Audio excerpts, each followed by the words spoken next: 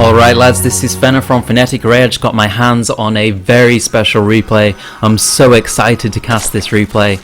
But anyway, let's get into it. In the top right corner, spawning as the red Zerg. This is just a ladder game, by the way. We have none other than Envy's mOOnGLaDe. And then if we look down here at the bottom left, this is the blue Zerg on Daybreak. He doesn't need an introduction, but I'm going to give him one anyway. It is EG Jaedong Raid Call. So this is just a ladder game on Korea. Jaedong was streaming at the time and mOOnGLaDe hit him on ladder, so it's definitely actually mOOnGLaDe versus Jaedong, even though we both see that they've both got barcodes here.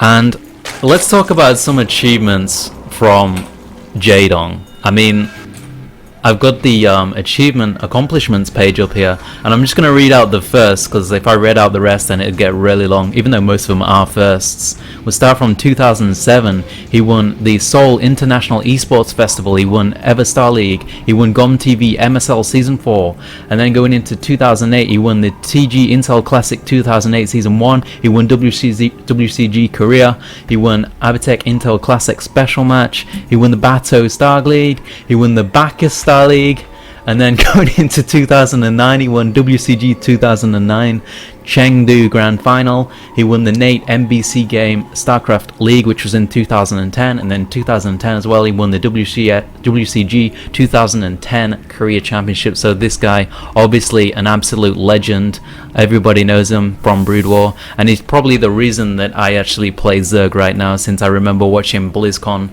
and seeing him there. We'll always watch Flash vs Jaedong, even though I didn't play Brood War at the time, I always checked out Flash vs Jaedong. Anyway, what's going on in this game? Jaedong going for the hatch first, straight into gas, straight into pool, so he's going for a really risky build. Hatch gas pool, one of the riskiest builds you can do in ZvZ, but mOOnGLaDe, however, just going for the hatch first and then going for the pool before the gas, so he's playing a little bit safer. Always nice to get the pool before the gas, you're really safe against everything. And I just want to talk about mOOnGLaDe for a bit. This guy is amazing. He doesn't get as much exposure as he deserves because he's stuck in Australia and it's really hard to get to events, but he went to MLG recently and I believe that he got the second best placing of any foreigner behind Scarlet, so obviously he is an extremely skilled player. Jaedong getting into the main now and having a look at mOOnGLaDe's gas, so he knows exactly how much gas mOOnGLaDe has mined. He knows that it was a gas after pool, so he doesn't really need to be worried about any really early aggression. mOOnGLaDe did the same. He saw the gas, he knows that Jaedong went hatch gas pool, he knows that there's the possibility that Jaedong can be aggressive if he wants to, and both players just going to be droning up right now, both picking up speed. mOOnGLaDe's speed isn't that far behind, even though he went for the pool after the hatch. It's about 20 seconds behind, but he will need to pick up the earlier Baneling nest than Jaedong if he decides to go that route, just to be safe against any aggression from Jaedong. Jaedong just spreading out his overlords on his side of the map only. He's only got this one overlord in front of mOOnGLaDe's base, and then he's using the rest on his side of the map. I really like this, I do this myself. It makes it a lot easier to defend Baneling all-ins and things like that, because you get complete vision of like the Banelings where they're morphing. It makes them morph them further back and things like that. But Jaedong picking up the early-ish Baneling nest, that's going to allow him to put on some aggression if he wants, and he is building some lings right now. It's only 4 right now, but he could follow it up with a lot more if he decides to morph these into Banelings out on the map. Same for mOOnGLaDe, picking up that Baneling nest, also picking up the spine, so he's playing really safe. mOOnGLaDe has always been a safe player, he always goes for the safe builds, he doesn't like to take risks, and he often plays the macro game, only throwing a few all-ins, and he's just matching the ling count from Jaedong here now by building 4 lings himself. It looks like Jaedong is sneaking around the side, maybe he's going to morph these into Banelings and get the pressure on. But actually Jaedong throwing down the spine now as well, so it looks like he just wants to play defensive, morphing these Banelings at home, getting the evolution chamber as well, and picking up that gas at the natural. So he's got 2 gas on the go now. He's got the Evo chamber, which is slightly behind mOOnGLaDe's, and it looks like mOOnGLaDe is going to go for the +1 carapace build, which is gaining a lot of popularity right now thanks to Lenok using it in a lot of tournaments. It allows you to put a lot of pressure on the third of your opponent, because obviously your lings are a lot stronger. They can take 2 hits from Banelings, and they're also a lot stronger in Ling burst Ling. But if we take a look at Jaedong, he's just picking up the Roach range, so he's going to be going for a Roach mid game. He's going to be trying to take his third with Roaches or something like that. And Jaedong just picking up all the gas now, both players picking up all the gas in fact, and this is a pretty passive game so far, but this is kind of standard for a ZVZ. The aggression usually picks up when someone decides to go for a third, so we'll see what happens there. They're kind of similar timing for both players, and a little bit of scouting from both players as well, just sending a couple of lings out to see what's going on. That automaton getting in the way of my box for the units. Roach Warren going up for mOOnGLaDe as well. That's probably just for safety, since he opened +1 carapace. He's going to want to put the aggression on the lings, which you can see what he's doing right now. He's pumping a massive amount of Zerglings. He's going to put some insane aggression on this third from Jaedong. He wants to take it down, but at the same time Jaedong is also pumping a lot of lings. He's even got the Roach. No, he hasn't.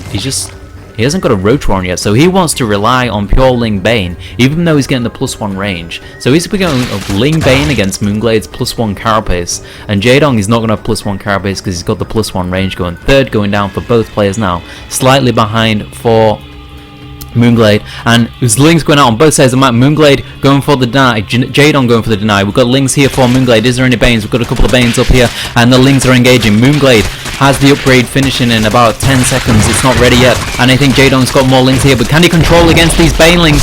Banelings coming in, and Jaedong's control is amazing, splitting off those one lings to pick off the banelings, and Jaedong actually, I need to watch this battle, but I want to look at the other side of the map as well. It looks like Jaedong is going to be forced to run away at some point here, because mOOnGLaDe is matching his ling numbers, and he's also got the better upgrades as well. But great control by Jaedong, not taking any massive bane hits. Look at the other side of the map.